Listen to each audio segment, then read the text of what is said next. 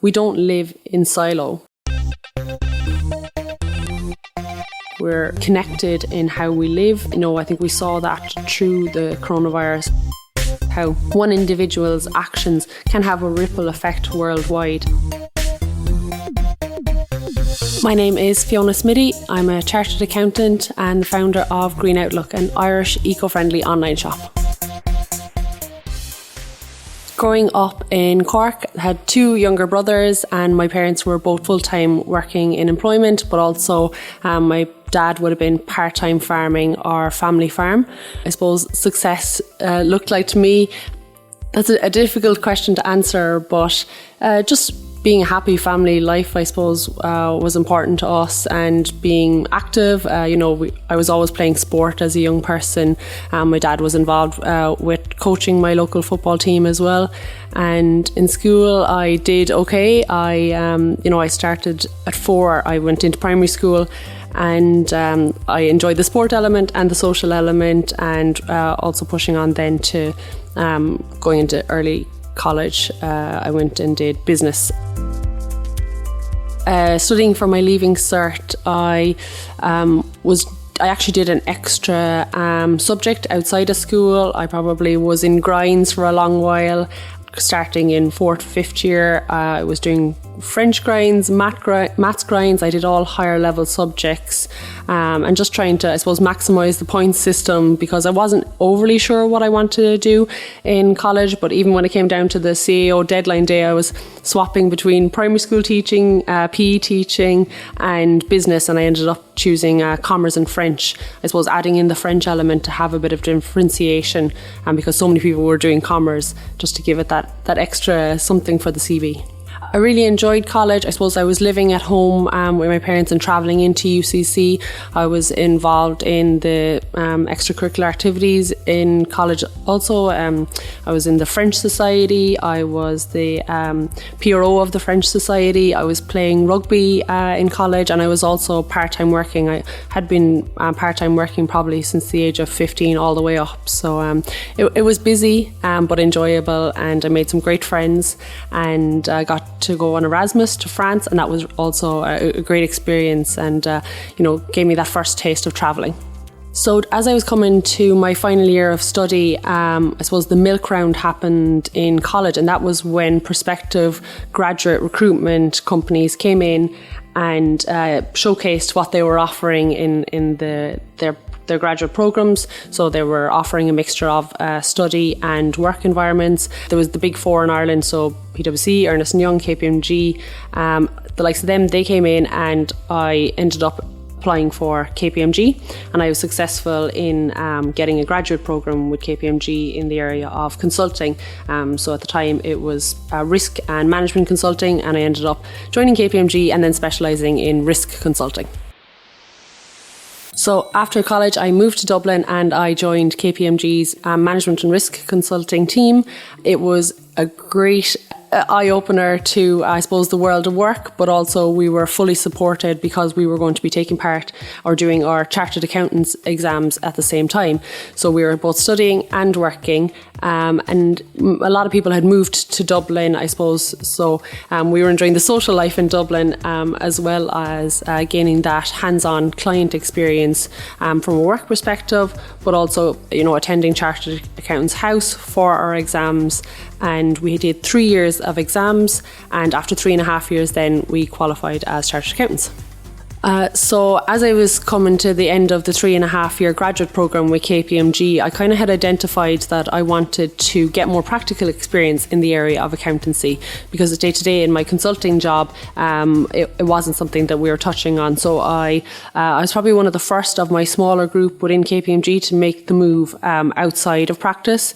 A lot of my friends and colleagues, they stayed on to become managers in KPMG, but at the time I applied for a role as a senior accountant with a renewable energy company in Dublin, and I was successful in that, and I spent 2 years there. Absolutely loved that, the hands-on accounting experience, working in a finance function and seeing that company grow, change.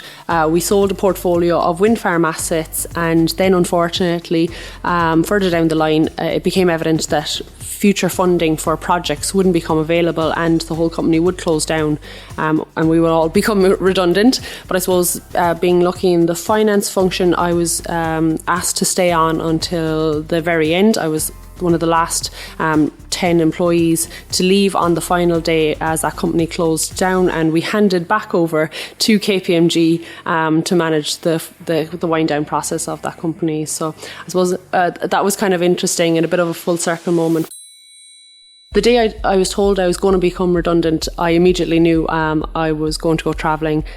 It had always been in the back of my mind, and this was the push to get out there. So I set off travelling, and I spent 4 months travelling 10 countries, partly solo travelling, partly with my parents and partly with my partner at the time, now husband. And really enjoyable experience. Visited South America, Australia, New Zealand, finished up in Hong Kong and flew home. And travelling was an eye-opening experience for me, I saw firsthand the impact of the climate crisis on the local communities in Panama, the glaciers in New Zealand, and I suppose the smog in Hong Kong. And they all kind of joined the dots of how I got into the area of sustainability then, becoming more interested in how we are a global world and how we have to work together, to make, from an environmental and climate perspective, but also from a social perspective, we need to do things differently to create, a better world for people globally.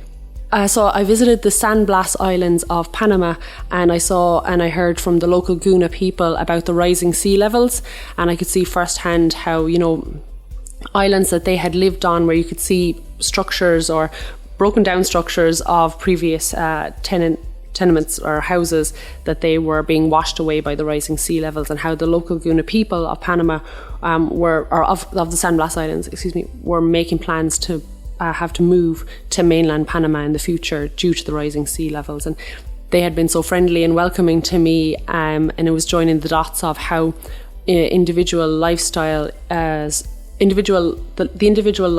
of people, locally in Ireland, is having a global impact. So we needed to change the way we live and consume. So it was over the course of the travelling that I had become more aware of the climate crisis and our individual actions and the requirement to change those actions. I suppose the first step then to pivoting my career was informing my parents that I had decided to make a stab at starting my own business when I returned to Ireland. And they questioned that, because obviously I was coming from, my previous employment history was with well-known employers, very well-paid jobs, and they worried that I was moving away from being a chartered accountant. But in fact, starting my own business, being a chartered accountant, made that actually easier for me, because I had the background knowledge of obviously an accounting function, finance function, but also the skills and the soft skills of people, dealing with people, and being able to, communicate a message around my business that supported me in getting Green Outlook, my company, off the ground. At the time in Ireland, I felt that the communication around sustainability wasn't very strong. I felt that my friends, my friend group, weren't really talking about the climate crisis. It wasn't something that we saw in the media very frequently. This was 2018, and it was only just starting to become more topical, I suppose, post, David Attenborough's documentaries that, even the issues with single-use plastic. So it was some products that I actually saw in Australia and New Zealand, which were plastic-free products, like shampoo bars, reusable razors, period cups, these type of things that they weren't readily available in Ireland. And I decided that, we need to get people talking on this topic, but we also need to get people consuming differently. So when I came home, I started by setting up social media channels where I shared about my experience travelling, and how information about the UN Sustainable Development Goals, and how our personal lifestyles have a climate impact, and how if we made small changes in, let's say, what we eat, what we wear, how we consume, how we travel, we can create a different future. And recently I attended the One Young World Summit in Manchester, and Mary Robinson made a great point. She said, what if the best world is yet to come. And that really hit home that, like, you know, we can change the way things are going, and we can, I suppose, create a more positive environment for people globally. So Green Outlook started out as, I suppose, a platform to communicate that change is required, but also the retail element, I suppose, was how the business was going to make money and how I was going to support myself. So I began in 2019 with markets and also the online shop, and running the social media channels. And I was jack of all trades. So I was doing everything, and, you know, I was at the face of the business. And it grew then over time to the point where I was able to outsource some functions. So I outsourced the online shop fulfillment to an Irish company. I incorporated it as a company, so I got an accountant on board then, which was funny, but it's a requirement as a company, I suppose, to have an independent accountant. And it just took off from there. I was very lucky to feature in local media outlets. I got great support, and turning customers as well have really supported Green Outlook and the ethos and the message of the business. But I suppose things have progressed then in the last 3 years. We went through a global pandemic, and we're coming out the other end of that now, and there definitely is a huge focus on sustainability now. Customers are a lot more aware, but we're also going through, I suppose, a cost of living crisis right now in Ireland, you know, due to the global environment, the war in Russia and everything like that, that I have, I suppose, decided actually to go back into industry, because I think there's a lot more roles in the area of sustainability now. And I think having the Chartered Accountants accreditation, the experience that I've gotten through running my own business, that I'll be able to apply that to potentially a local or an Irish industry business. I think one thing that we need to understand if we are to get through the climate crisis is that we don't live in silo. We're connected in how we live. You know, I think we saw that through the coronavirus, how one individual's actions can have a ripple effect worldwide. And I suppose I'm based in Ireland, and we're hugely lucky here. We're not directly impacted by the climate crisis as such right now. We have a very temperate climate. The climate, I suppose, impacts that we're seeing worldwide, like flooding, droughts, fires, how they're becoming more prominent, more disastrous in communities, and they're becoming more frequent as well. You know, that's potentially as a result of our actions locally. And, you know, I think we need to arm ourselves with the information. So, you know, get involved in conversations around the area of sustainability, and, you know, get involved with local groups who are working to drive change. Look at the UN Sustainable Development Goals as a framework for change, and can, you know, all work together rather than in silo to create a more positive future. Thank you for listening to the Young Difference Makers podcast. You can listen to other podcasts in this series, and you can head over to our website to find out more. We're at charteredaccountantsworldwide.com. We're also on Apple, Spotify, and wherever else you choose to listen to your podcasts. If you enjoyed this podcast, please do like and subscribe. It will really help us get the word out there. Talk to you again soon, and thanks for listening.